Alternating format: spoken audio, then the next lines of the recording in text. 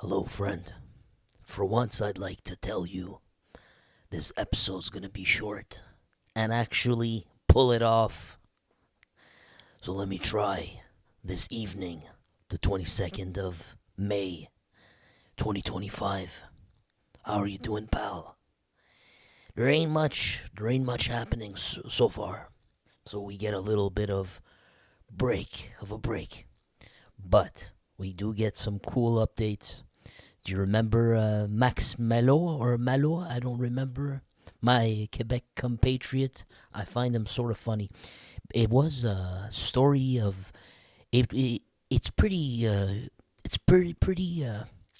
fascinating for me. It's a fascinating story. This guy, Max Malo, is some dude. Looks like your dad bod guy. You wouldn't suspect the dude. But Max Malo, I think he's. Oh, François Malo. My bad. I don't know why I said Max Malo. Jean-François Malo, right there on her face. Jean-François Malo is. He's gangster as hell, man. You know? It's not every day that somebody who's transacting multi-millions of dollars, sending it abroad after scheming, and then when he gets caught, and the banks, they catch up to his fraud. They try to, I guess, I don't know, reverse the charge or sue him or whatever they were doing. He how you say, he fought them, not in court. He had contacts in the underworld, and he sent people to the lawyer of Desjardins Credit Union, the lawyer who was defending them, or the lawyer who was prosecuting him, and who had no qualms about ruining his life. Well, Jean-François Malo felt that there's a price to pay. There should be consequences in life sometimes for those people. So he hired a hitman who went to the guy's house, and he shot through the door, and I think it hit him in the stomach. Don't quote me on that. Well, that was a few years ago, and then he sent the money abroad, and they could, I don't know, some Asian country, Bangkok, or I don't know, I forgot the name of the country, to be honest with you. If it was Thailand, I can't remember. But they never found the money, and the guy is loaded. He has tons of money. You don't know how he made his money, but he had contacts in the underworld. He hired some African guy, Ndaye or something, to go do the job. Now, today we get an update on that. You might remember this story, some of you who've been with us. And it's really interesting because that has not happened in Quebec since the biker war era. There's only one criminal, high profile.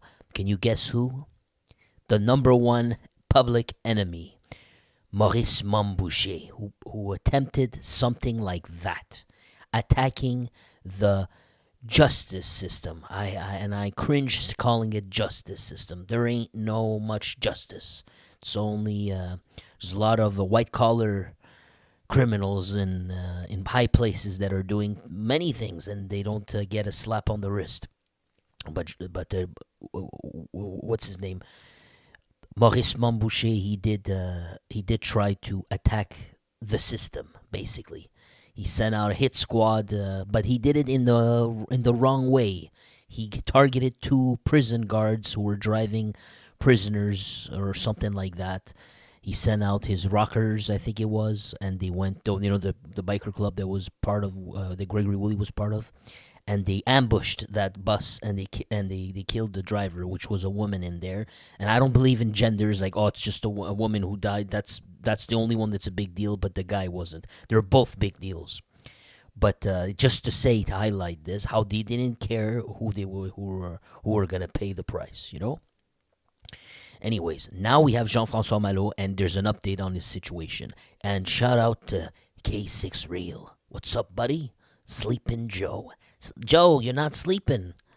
I guess it's too late wherever you are. If you're in the West Coast, it's still early for you guys. It's 10:26 over here, buddy.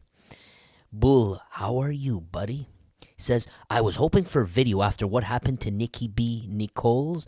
You're jumping the gun on there, bud. Ah, man, What do you think this episode's gonna be about, man? You got me red-handed. I usually keep it a surprise till the very end, but then by the time you see the video and it's uploaded after the fact, I change the title, so it's no longer a surprise. But while it's live, it's usually a surprise. But nice catch there, bud. So, and Green Thumb as well. What's up, buddy? All right, so let's just see what happened. Update on his case here. They were prosecuting him now for the attempted offing. Parlons de cette histoire. Dang, man, sorry about this.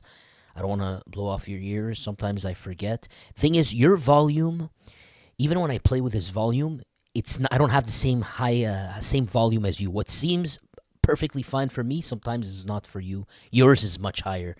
But the thing is, if I put it too low, then I can't hear it. But for you, it's good. I'm in a messed up situation here. So pardon the technicality here. But I'm trying to lower it as much as I can and still be able to hear it. Judiciaire là, qui remonte à 2020 sur la rive sud de Montréal. C'est un promoteur immobilier de Joliette, Jean-François. A real estate promoter, Jean-François Malo. A story that goes back to 2020, I think he said. Malo, qui était soupçonné d'avoir engagé 2 hommes pour s'en prendre. Un avocat, He was suspected of hiring 2 hitmen to go attack the lawyer of the big bank, or a credit union. Décharge d'armes à feu, Anne-Sophie. Finalement, Malo a été reconnu coupable. So finally, Mr. Malo has been found guilty. Oh. Le juge Denis Noël a dit que M. Malo avait un seul but en tête, soit de se venger. Donc, there you go. And the judge said, Mr. Malo, the judge, his conclusion is, Mr. Malo, that evening had only one ultimate goal, and that was to avenge himself. donc reconnu coupable de voies de fait. Là. Par contre, il a été acquitté là, finalement sur certains aspects. Là, but he was acquitted on certain aspects. What are these aspects? Il était accusé, par exemple, là, finalement, d'intimidation et d'entrave à la justice. Donc, acquitté sur... Oh, so he was accused of intimidation and also, I forgot the charge in English. It's when you're trying to obfuscate the investigation. You're like trying to, you know what I mean? They're trying to investigate something and you're trying to mess up that investigation by maybe lying about something, hiding some facts. You know what I mean? So he was accused of that as well. But now these 2 charges are being dropped. Ces 2 points-là, mais il faut dire que c'est la fin d'un long processus judiciaire quand même. Là, il reviendra quand même en cours le 2 septembre prochain, mais soulagement, bien sûr. So it's the end of this court case, but he still has to show up on the 2nd of September, maybe to get his sentence. He's found guilty, and I guess you could tell I don't know nothing, and they're gonna give him his sentence after. Pour la victime, je vous rappelle les faits, ça remonte à mars 2020, en effet. Ça fait déjà 5 ans de cela. Jean-François Malo, donc ce promoteur immobilier, envoyait 2 hommes de main attaquer un avocat à son domicile. Et Nicolas... Yeah, he sent 2 people to go to that lawyer's home. Daudelin, là, qui est maintenant juge, lui, avait alors... And that guy, oh man, that lawyer, he's promoted now. He himself is a judge now. Could you imagine that? If that François Daudelin could be the judge in his own trial for this case. Imagine that. A été atteint par un projectile à une jambe et à l'époque, il représentait This le is Jean-François mouvement Malo. Desjardins dans des litiges civils de plusieurs millions de dollars. Au terme du procès, il avait été donc reconnu coupable. Vous allez entendre finalement la procureure au dossier là, qui bien évidemment... So you're going to just skip this, but we're going to listen if we can find anything fun from the court. On est très content qu'il y ait eu une déclaration de culpabilité sur l'accusation de voies de fait graves qui porte une peine de 14 ans. Oh, that she's very happy about the sentence he might receive that usually comes with 14 years. Évidemment, on est un peu déçus de l'acquittement sur And we are really disappointed about the acquittals for the 2 other charges. l'entrave à la justice et l'intimidation, mais somme toute, c'est un monsieur déclaré coupable d'une infraction dont la peine peut être très, très grave. Alors, nous sommes Il est foutu. He's effed, bro. Damn. Je pense que M. Daudelin, il a entendu le jugement comme nous. Il me semblait satisfait aussi d'avoir eu une déclaration de culpabilité. Yeah, okay, we got it. It's basically... I want to see the conclusion here. Les deux assaillants commandés par Malo avaient déjà été là, accusés, finalement, reconnus coupables. So the two hitmen that he sent were already found guilty. I remember we covered it together. Et ils sont présentement, finalement, peine leur peine de prison, oui, 9 et 10 ans, finalement. So the other guys got 9 and 10 years, but Canadian years, you know? Ça va revenir en cours en septembre, ce dossier-là, et on aura une meilleure idée, finalement, de la peine de monsieur. So he doesn't have his sentence yet. That's what it comes down to. And look, that's the hitman. I guess they were following Jean-François Malo here. He was leaving. It says clinique, so that means he's. English, same thing, clinic. Maybe seeing a doctor or something. So. My apologies, sometimes I lose my French because I speak English too much, and then I speak English, I lose my French. But clinic here, you know what it is. So Jean-François Malo on the left, Ndaye, the shooter, right there on the right. And you could tell they're like meeting in the middle of the day, right in the middle of Jean-François Malo's doctor appointment or something. And he called the guy to come in, just pass by, and they can't speak on the phone. You could tell it's serious business here, and they're talking about maybe the payment they're going to receive, what's the status update or whatever. This is hilarious, Couldn't see two people like this, cops taking a picture and the cops not being happy about it. That's crazy, man. That's him right there, The guy is loaded after how many things he got away with. And let me just catch up on the messages. Adam Rogers, what's up, buddy? Mon frère. Max the Youth, just in time. The Fat Man. Yeah, by the way, shout out to Max the Youth. He's the one who put me on actually, you know what? Even better than that. Yeah, he put me on he put us. My apologies. My bro. You guys are my brothers too. My brothers. He came, Max. He brought the story to us, right? And we've been covering it thanks to Max the Youth. But even more interesting than that, the Youth sent me a picture of himself. He was in a conference but he was in a room. I don't know what it was, but he was in a room. There's plenty of people there. And Max slipped a shot of himself. And guess who was behind Max? I think I recall you sent me this, Max. It was none other than Jean-François Malo behind him. Amazing, I don't know what Max the Youth was up to. How did you end up in the same room, bro? But Max is a fascinating fellow. He knows a lot more than he says, I wonder about you, bro. How did you get there, bro? What the hell? But absolutely interesting. Max is a good dude. He's a freaking good dude. Thank you so much, Max. He says he got away easily like always. Money talks and BS walks. Right up, buddy. And Green Thumb says, the youth, yes, also if the cops did their job correctly, then he would not have walked away. Nameless. I like your name, bro. That's pretty good. Yo, qu'est-ce qui se passe? La Famax. I never heard that expression. Then we got Max says, yeah, I remember being sat at the restaurant he was with those two Africans. Hilarious, bro. Hilarious. Absolutely hilarious. He says, Fat Man, hope you get a long sentence. Oh, man. Fat Man, I would help you out here, on my channel. Guys, throw us a bone, and if I get a big payment, I'll split it with the crafty ones here, If you want help for us to be on your side, and show another light, fight your cause, you just have to reach out to me, and I guarantee if I get something, I'll split it with the boys here. We'll help you out. Max says, yeah, I remember being... Oh, yeah, that's it. We read that one. Green Thumb says 9 years means 3 max plus halfway house. So there you go. That's what I was saying. That's what we mean here. It's our joke here is Canada years. Special thing, Canada years.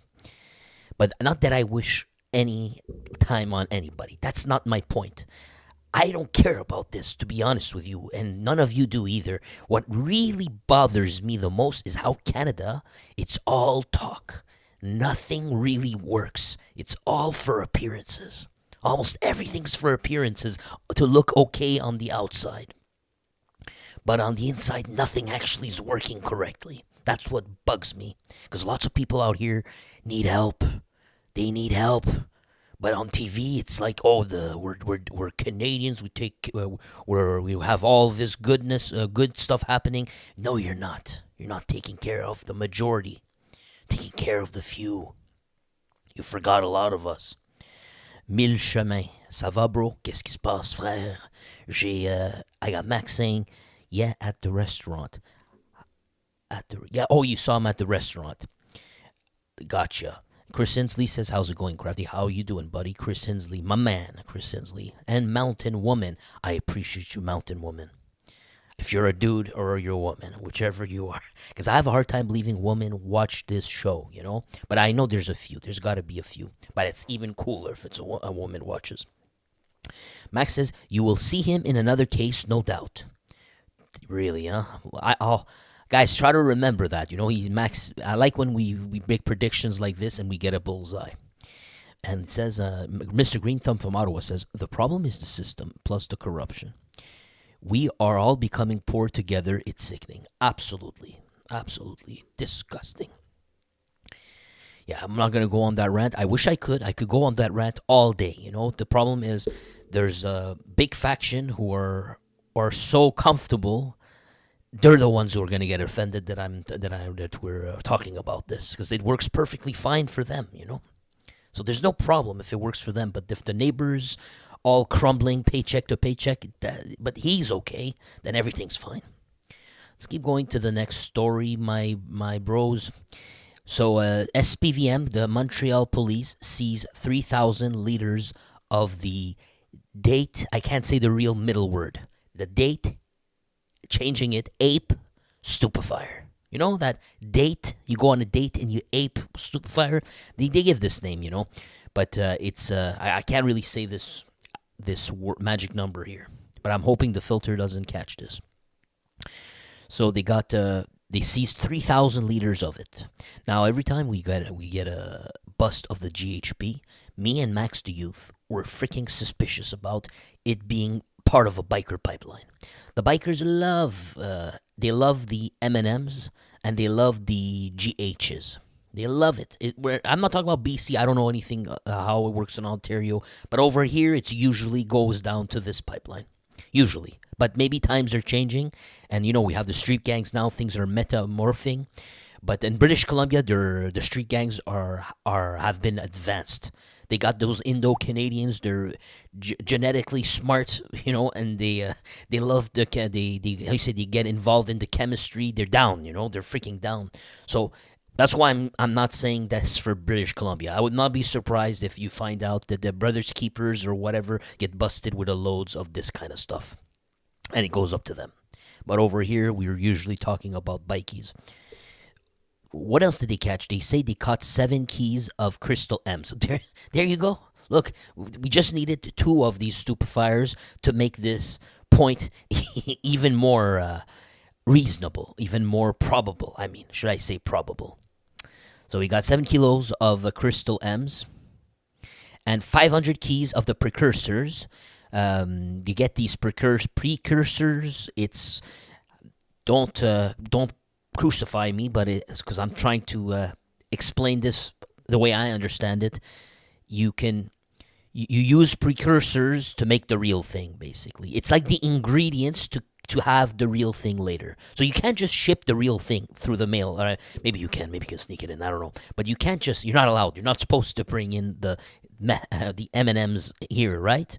So if you get the precursors, you might be able to get it through that, you know. And then they ban the precursors eventually, and then they find an analog to that. It's a nice game, and they've been doing that for the roids. You know, the muscle stupefiers, the ones for the big muscles, they have the turnarounds like this. Maybe I know something about that.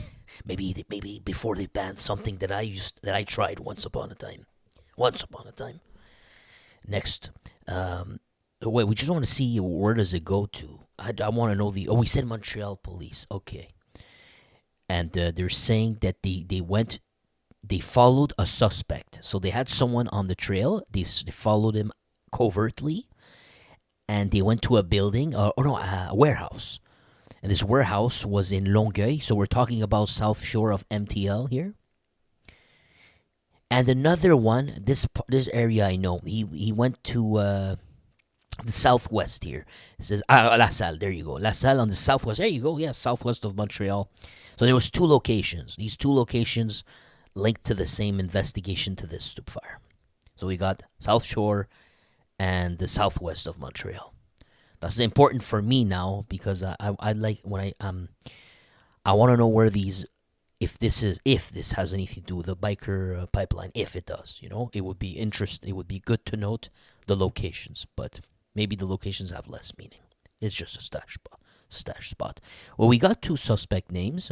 We have Jonathan Baudin-Noddy, 33, Maxime Michalski, 36. Both of them are from the city. Oh, there you go. And we can get a little bit of rap sheet about them. Baudin-Noddy was condemned to 54 months imprisonment in 2018, which was like 7 years ago, after having been arrested in another investigation where Montreal cops, had seized 8 keys of cane and $466,000 of cash. So these guys are pretty heavy. In autumn of 2008, now we go even further than that. 2008 is almost 2 decades ago. Almost. Missing 3 years. But at that time, this same individual, Baudin-Noddy, I said Noddy? It's Noddy. What the hell? Oh, okay, I see. In 2008, there was a riot or something, and after a hockey game, he may have broken a police vehicle, a patrol car or something, and he had to pay $3,000 in a fine. Okay, I was hoping more of a stupid fire charge. This thing would have been a nice sequence of history to highlight the depth of this man, but nah, it failed. I was hoping for that because it only goes that way. You'll understand. Maybe you'll understand what I mean in a sec because I just glanced something here. According to our information, he would have been close to the Minotaurs, an ex-group present in Hochelaga Maisonneuve. So this is going to be, he was a close friend, close ally, associate, pretty much you can almost say, okay, either he's just a close friend or he's part of the pipeline. This I can't confirm. But of an ex-biker underling group of the Hells Angels, which is in the neighborhood of Maurice Montboucher, one of the neighborhoods with the most crime linked to stoop fires or junkies in the city. Hochelaga Maisonneuve, this was Montboucher's bastion. And the Minotaurs are from there. And they say that they were dismantled after an investigation. So look how close we are getting to that thesis in the beginning. 3,000 liters of this date ape stoop fire, 7 keys of M&Ms, and we thought together at the beginning of this article with no information. We looked at the locations. We had La Salle, we had Southwest. Cannot use that information to be more suggestive, but we did initially think this guy or this pipeline was linked to bikers. Now we're getting even closer. Now we're getting somewhat closer. He was a close friend of the Minotaurs, Hells Angels, etc. Whatever close friends means. Just close friends? I got a cousin. We don't do anything wrong together. We're close friends. It just means that? Or does it mean, you know what I'm saying? I'm leaning on it actually means that he's part of a pipeline here. He is close friends with the Minotaurs. Yeah. Now, the other dude, there are 2 of them. Maxime Michalski received a sentence of 72 months in a breaking and entering, robbery, etc. 2013. Okay. Then he was condemned to 8 months of prison for another robbery, possession of the green plant. I really don't agree with this. Not on his part, that this is even a crime. Now, in May of 2022, he fled patrollers of the SQ when he was on board of a stolen vehicle on a distance of 25 kilometers between the region of Sorel-Tracy and Verchères. he didn't manage to escape. I think that he crashed or something is what he says. But note the second guy. This is the second guy. We're not talking about the first guy. The second guy, Maxim Mikalski. Robbery, and then we're hearing that in May 2022, so 10 years ago or 12 years ago, it was a robbery that he was charged with. And then in 2020, another robbery. And then in 2022, more recently, 3 years ago, a stolen vehicle on a distance of 25 kilometers. Now, you might think, okay, he was just stealing cars, petty theft, etc. 2 years ago. Within 2 years, now he's getting busted with 3,000 liters of the you-know-what, 7 keys of cane. Is this a progression? If someone, did he really jump to making so much more money? Why did he steal that car only 3 years ago? Just two possibilities that come to my mind. Sort of explanations. You have 2 years. So that's what I'm trying to say, is either within the 2 years, he climbed the underworld so much before he had to steal cars. Now you're gonna think I'm stupid. That's why I'm giving you two possibilities. Either he was so low, he was stealing cars, and then within 2 years he became a kingpin, part of this huge stupefier ring here, or the stolen vehicle only 2 years ago.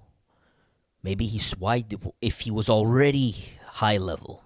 Does someone on high level like this, if he was high level 2 years ago, there's possibility too. If he was on such a high level only 2-3 years ago, why would he need to steal a vehicle? Why? Could it be that these guys are stealing vehicles for future hits? That's my question here. Maybe I'm jumping too soon, but it makes you wonder here. But I'm a suspicious guy. We got DC who joined in. Sorry, guys, I missed some messages here because I know you guys want to help me sometimes, and then I get carried away, and then by the time I read your message, I don't no longer know what you're talking about. Yet your comment was going to be super useful. I apologize. Where were we?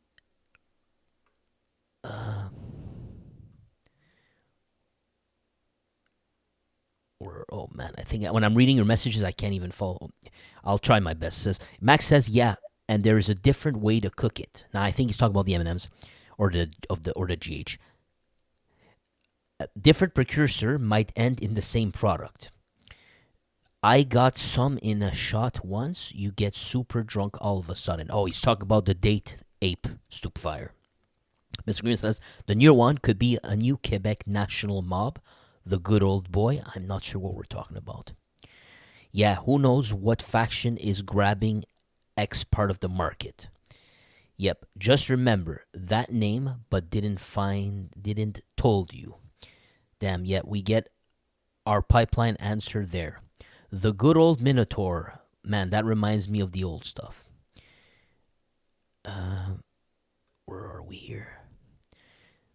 Sorry about this, guys. I'm trying to catch up on the messages. So if we get something that we can find useful that for this article, I guess it says lots of car thefts in my area. It's a good business, like we know. Okay. All right. Well, I'll end this segment here. So this video is not going to be short. I failed again. Let's check the next one. 4 men arrested in Outaouais. For what? 4 men were arrested that were coming from... Okay. So they may have entered into a home. So 4 guys from Outaouais got sent to the North Coast. Remember the North Coast corridor? That's why I saved this article. I remember when I glanced at it, I saw the North Coast corridor. So you remember the North Coast corridor? Almost every other episode with you, I highlight you. We coined it the North Coast corridor, and we said they're contesting territories there. It's obvious. There's action going on, and we keep reading news articles about it. And these people that are being sent on the mission. And here, highlighted plain sight for us. 4 men were arrested who were coming from Outaouais to the North Coast in order to commit criminal acts, according to the SQ. And this happened on the 19th of May, the night. 5 men got inside or broken into a chalet in Manitunam, I don't know how you would say this, in order to commit a crime. Gotcha. The suspects were quickly found and arrested by the cops. And this cop, I do remember him. Whenever we have a BFM story, anytime it's the North Coast and North Coast stoop fire underworld thing, you're pretty much always going to see this guy talk. He's the spokesperson for that area. Yeah, you see, and we got this is our expression, la job de bras. So he got, it says here, 5 individuals coming from Outaouais. These people, quote from the High Lord officer here, these people were visibly sent to the North Coast in order to do the strong arm job. Get it? Now, we know that's going to be, that's the pattern for the BFM. They sent people from outside to come do things. But it's not only them. Unfortunately, Pipeline, Hells Angels, we've seen, or bikers, we've seen the same. That's the pattern here. Now, the 5th individual, so there were 5 people. 4 of them, we know they're Outaouais. 5th person, he's himself from 7th Island. So he himself is in the capital of the North Coast. He's from the area. But they released him, and he'll have to appear in court. And it says the SQ confirms that the sending of these recruits is tied to organized crime. There you go. That's what you need to know. So the Al Boivin saga continues. But either it's against him or maybe it's him sending it. Let's continue here. Next one, dismantling interprovincial fraud business or a ring of luxury vehicles. I don't want to spend too much time on this or any time. Is this 22 dealerships in Quebec and Ontario and Manitoba and New Brunswick and Nova Scotia have been, how you say, I forgot my English, have been subject to fraud of more than $3.3 million between 2022 and 2023. All right. 3 men, one of Mascouche, 47-year-old man, a 62-year-old from Montreal, and a 61-year-old detained currently who's in a prison in Ontario. So there's 3 people who will appear in the courthouse in mid-July. All right. There's not much more information than that. We'll leave it there. Next one. Now we get, we start with the easy articles, then we get into the more interesting ones. That's the way we do on this channel. So, on the run for 1 year, a man from Lévis, the red zone, arrested in the west coast of British Columbia. I call it BC. It stands for Bring Cash. Yes, wherever you are across the world, if you're a multi-millionaire from New Zealand, Australia, China, wherever, you're a multi-millionaire, you have the right to come speculate and buy a property there and increase the price and become richer. But the people who actually grow up there, who have 9-to-5 jobs, who aren't making $300,000 a year, those people, they don't get to live in a house. They get to be in servitude and slave forever and barely afford 3-4 people to rent a place. That's it. They can't own it. It's called Bring Cash. BC. Welcome to BC. You can thank your government for and the traders who could see this from a mile away decades ago, and they wanted it because they already had homes, they already had properties. So you call it the incentive bias. If you give an incentive to a man, a good incentive, he's going to follow through. And if his incentive is against the population, what do you think is going to happen? Exactly what's been happening. Okay, so a man is fleeing for 1 year and he was arrested in British Columbia. We have a Quebecer hiding there. Alboivin himself was, I think, arrested in British Columbia once, and they brought him back here or something like that. He was on the run over there. So they don't want to be caught here. They go to the extreme all the way over there.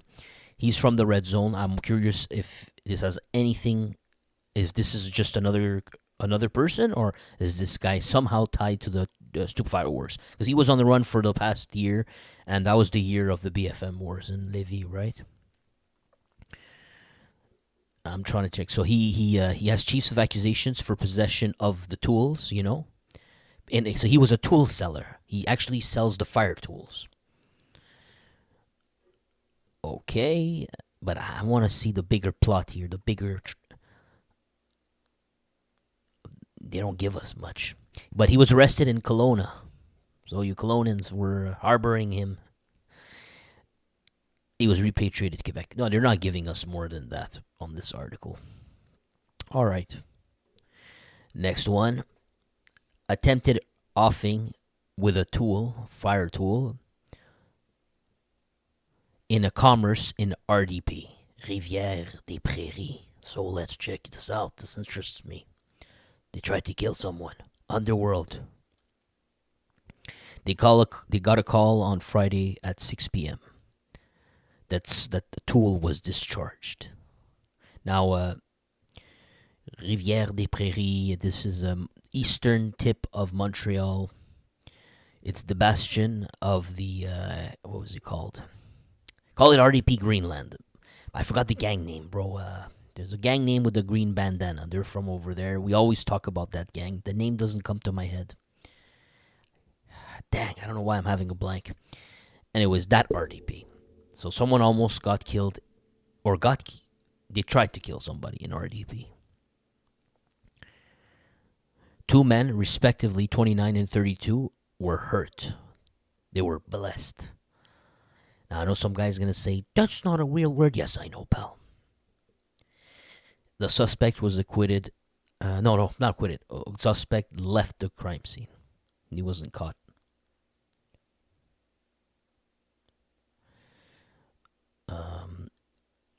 What you guys are saying? Thank you, Adam Rogers. I appreciate it, buddy. I really do. We got it's BC prices everywhere now. Like and subscribe. Thank you, Adam. I appreciate it. Yeah, but like and subscribe, or click join and become a donor to my cause. You know, to help me out, because I get maybe $2 for all my videos combined. It's a waste of effort. Max the Youth says, yeah, there's nothing under 250K here. It's a small town. Man, it's pretty rough. All right, next article. Okay, the main story, boys. The main story. Do you remember the biker war 3 decades ago? The architects of that biker war, the people, yes, there's Maurice Montboucher, there's Stadnik, there's, what's his name? Biff Hamel, there's, why are the names not, I have another name I'm having a blank for him. Frick, he's not coming up.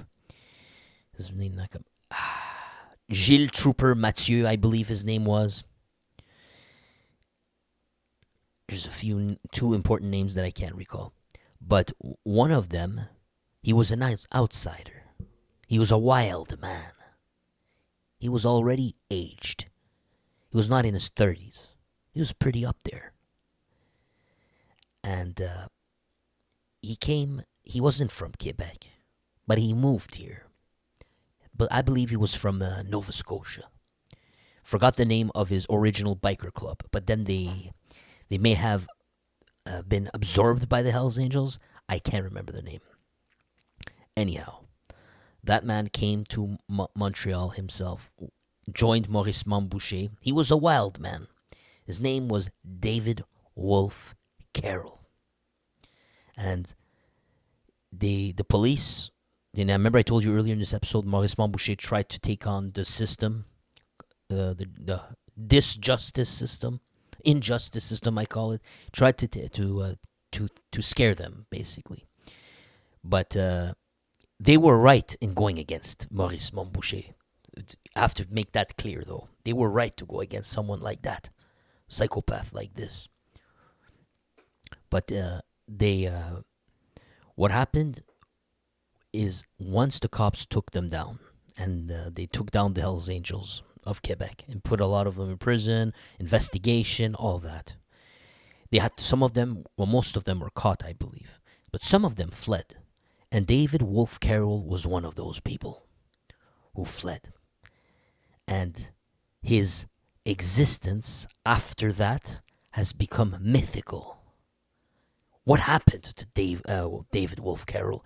It's not like David Wolf Carroll is going to go work another job, but he did make millions. There was no cryptocurrency where you could hide your money on a USB key and then send it to somebody else, and that person somehow cashes it and you get your money when you're in the Bahamas. There was no such a thing. It was whatever they did. He fled. And the cops never caught the guy. And some believe he went to the Caribbeans, or he may be in Mexico. He might be in wherever, Latin American countries, Dominican Republic. I had a memory the other day, which I don't know if it's true or I'm imagining it. I think I'm imagining it. After reading so many things, you start to hallucinate, like the ChatGPT. It'll hallucinate some answers. That's the only way I can explain my memory, because I'm not certain I saw this. But I know for sure there's a picture with the Hells Angels in the Dominican Republic. Salvatore Cozzera's there, and a bunch of old-timers. I don't know why I heard or I saw either the rumor or I saw the picture. I'm no longer sure. But that it was David Wolf Carroll was in that photo. Or he was over there. He was seen over there. They were hanging out with him over there. Cops believed it, that he was still hanging out with them out over Broad. But now it's old. That photo or whatever I'm talking about, if I didn't hallucinate it, it's something old, guys. That photo. Yes, it's after the biker war, at least a decade later, but it's still decades from us. At least a decade from us, maybe two, or a decade and a half. So, but David Wolf Carroll, I don't know what age he would be. Maybe in his 70s now, if he's alive at all. And these bikers, I don't know, man. They seem to drop off at 70. Maybe it's because of the stupefires they've used. Maybe, maybe it's the smoking. Who knows? Partying hard. Don't seem to last to 90 years of age. They make it their 50s is their prime, where they got all the money. And then 60s and 70s. 60s are still here, then 70s they quickly drop off. But the David Wolf Carroll, where is he? If he's alive, what is he doing? 3 years ago, I said I think he's dead, and people were like, "No, man, he's alive." They're certain of this. Some of the viewers were offended by my understanding. But okay, we got David Wolf Carroll. I think he was part of the Nomads, the Hells Angels Nomads. Okay, Forger, get to the point. Who cares? What are you talking about? We're reading the news. Mysterious disappearance of the son of a powerful Hells Angels in Mirabel. Here you have a photo of a son of a powerful Hells Angels who disappeared. Which Hells Angels do you think that would be? 21st of May, Wednesday. The son of one of the top 10 criminals, the most wanted in Quebec province. The Hells Angels, David Wolf Carroll, his son, has mysteriously disappeared in the weekend in the Laurentides. The authorities are suspecting that he was a victim of a criminal act.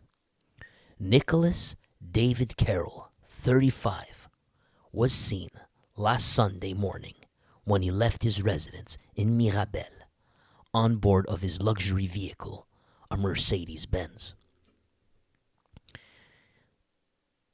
I'm not sure what bercail means, no clue. He was supposed to enter a bercail in the afternoon, which he did not do. And he was not seen since. But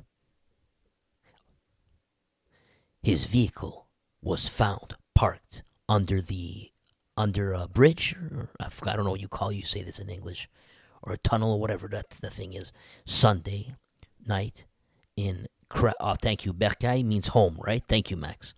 Yeah, I was checking the chat. The first time ever. As I'm talking, I look at the chat so I can start using the chat effectively instead of reading it later and don't know what you're talking about. So he was last seen going home in the afternoon. He was not seen since. He has not been seen alive again. His vehicle was found parked under. Max, how do you say viaduc in English? Sunday night at Crabtree in Lanaudière.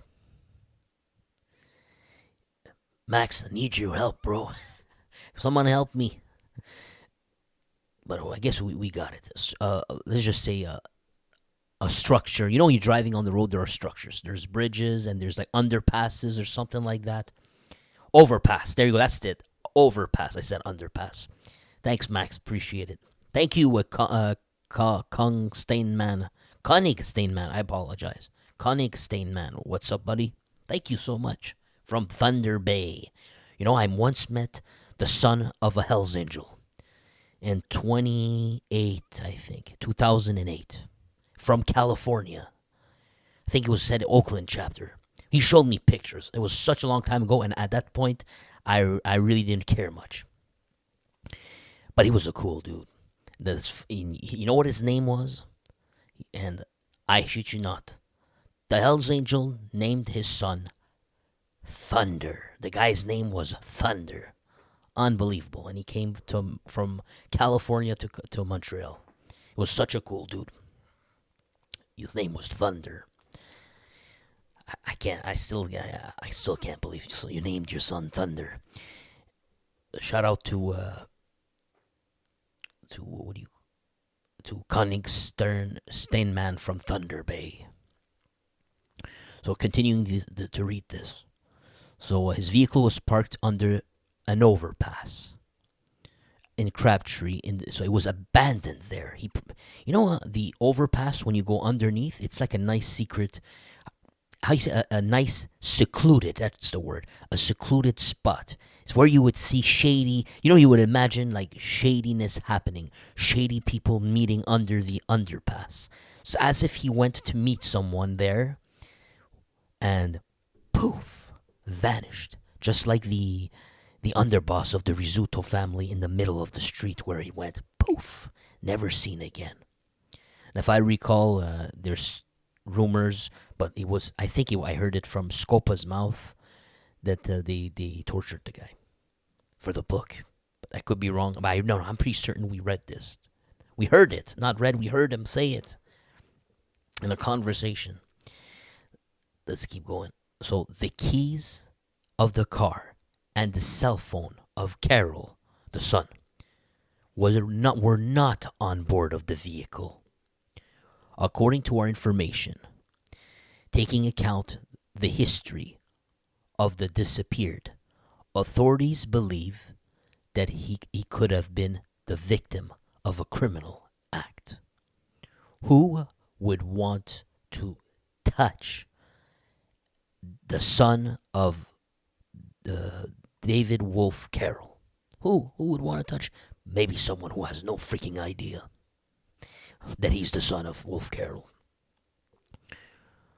The investigation in this was transferred to the SQ. Okay.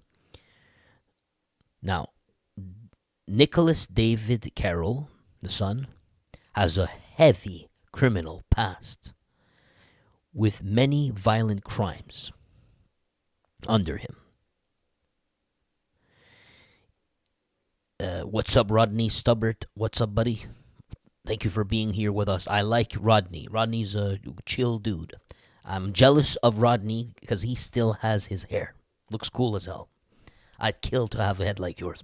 Looking good. We got where were we? Where said anything? Oh, Max says there's only one overpass there. Scary as F. I know exactly where it is. Max, you should go under the that overpass and reminisce. Tell yourself that the son of David Wolf Carroll was there, right where you are. It'll be very eerie for you. Mr. Green Thumb says, I will live to 100 just to piss people off.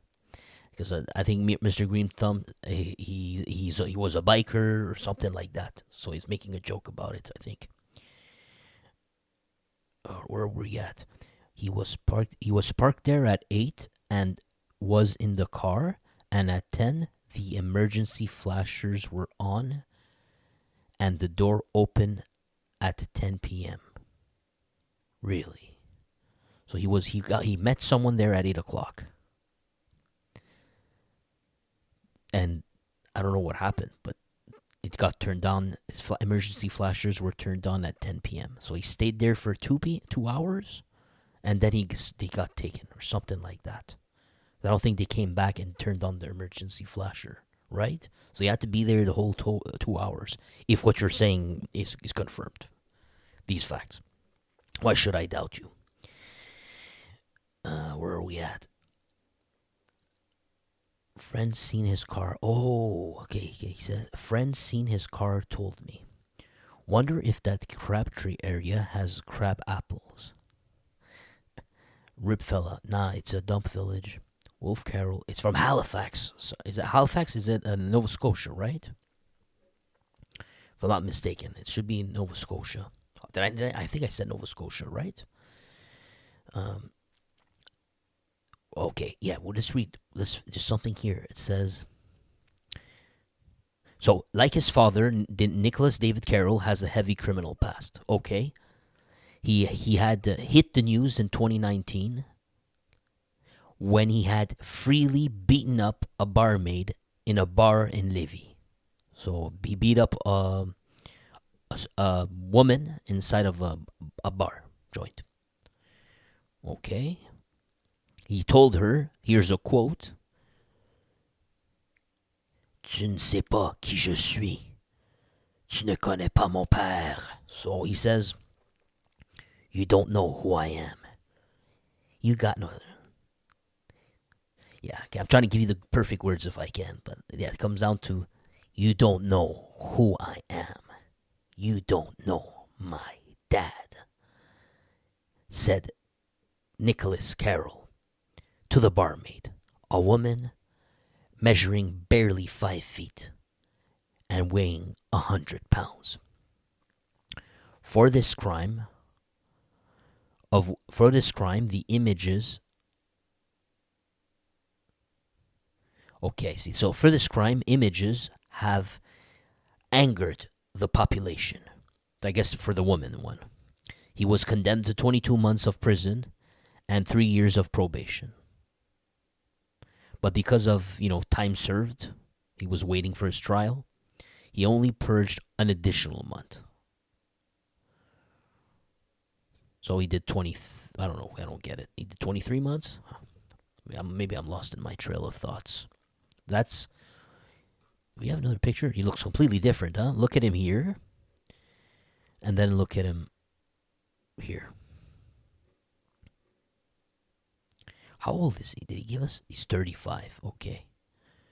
So, yeah, he's 35. So he was a teen when his father vanished. Like, of course, he still talks to his dad, for sure. His dad gives him phone calls once in a while. May have even hooked him up to upgrade like this. Maybe just gave him tons of money because dad must have been loaded. So this is a picture of him and when he got arrested for the woman beating up the woman last time. You don't know who I am. My dad. You don't know my dad. Now, it is very little it's there's only a little possibility that the father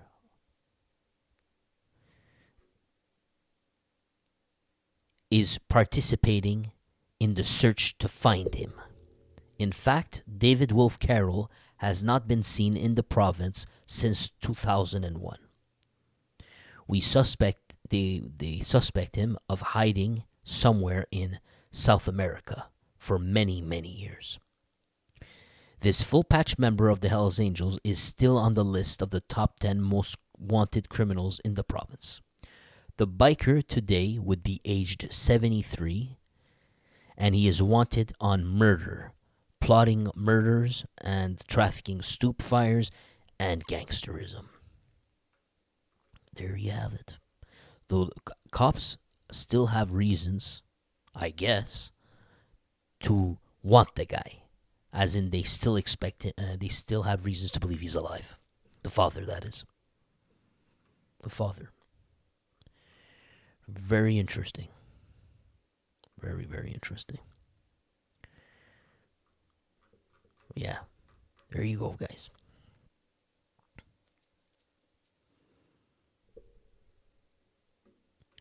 All right. I was just reading your messages. Bernita, Tom, thank you. Oh, wow. Bernita, we got it. We're lucky. I said earlier, I said, it's rare we have women in our watching our show. That's freaking great. I'm happy to see some woman among us, you know? That's freaking great. It's just so rare, you know, that when you see one, you're like, wow, I'm awesome, you know? That's freaking great. Where are we here? I got... okay, let me read and then give you shoutouts. Crafty Cat, we got DC. Sub DC. Literally grew up in the mix. How can you have a normal life? I'm sad for all those biker kids. Yeah. Well, you know, some of them have much better lives than us common peasants. You know? Some of us. Some of you have a superior or above average. But then there's others who are struggling as hell. And they did everything, if you will, the right way. And all they got as a reward was a big fat middle finger. It didn't get rewarded. It will not get rewarded. But if you're born the son of Dave Wolf Carroll, maybe you can wear a Givenchy shirt someday and have a man purse in your hands worth thousands of dollars, surrounded by your wrist with an expensive watch, driving a Mercedes BMW, and you have how could I say?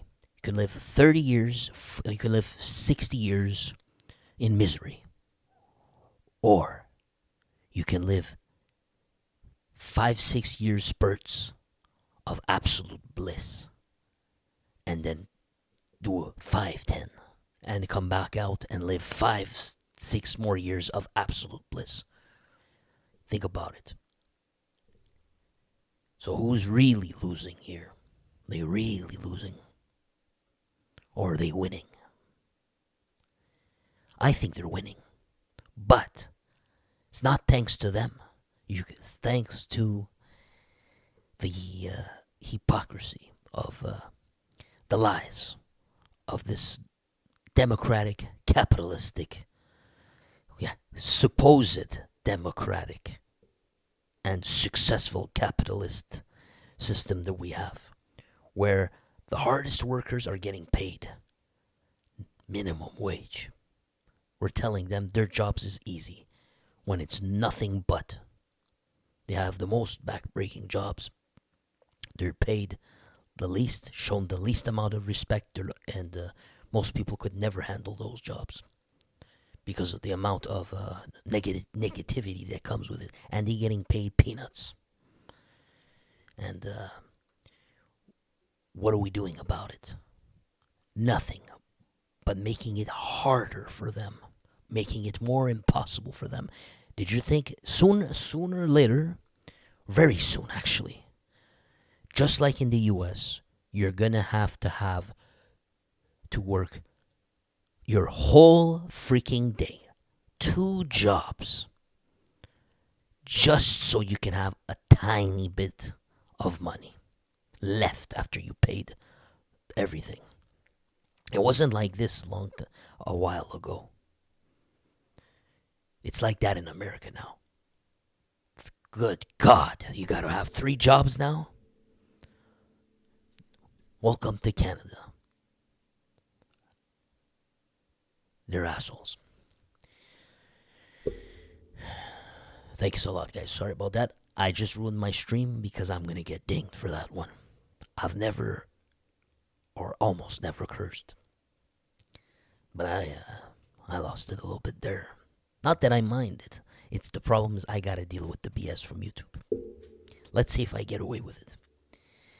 Shout out to you guys. I'll give you a shout out to K6 Real, Sleepin' Joe, Mr. Green Thumb from Ottawa, Bull, Adam's Family Rogers, Max the Youth, Nameless, Chris Hinsley, Mountain Woman, Lucifer, Sheriff of YouTube, DC, Charlie Brown, Edith Hawashish, Mr. J. Did I say Sleepin' Joe? Aggressive Bat, almost forgot you. Koenig Steinman from Thunder Bay. Feedback Fred. He gave me his feedback. It was the overpass. Nexus 1709. Oh yeah, Rodney Stubbert. Crafty Cat. Did I miss anybody? Oh, I think I got it.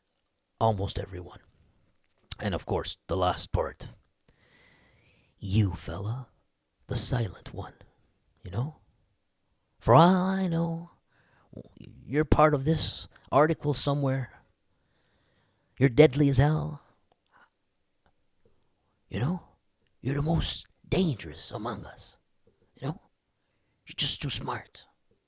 Too smart to say anything. You know? But like we always say around here, it's not what you say, it's what you don't say that makes you a bad mother effer. You're wise, man. And I respect the hell out of you. Shout out to you, Silent Bunch. Have a great evening, everybody.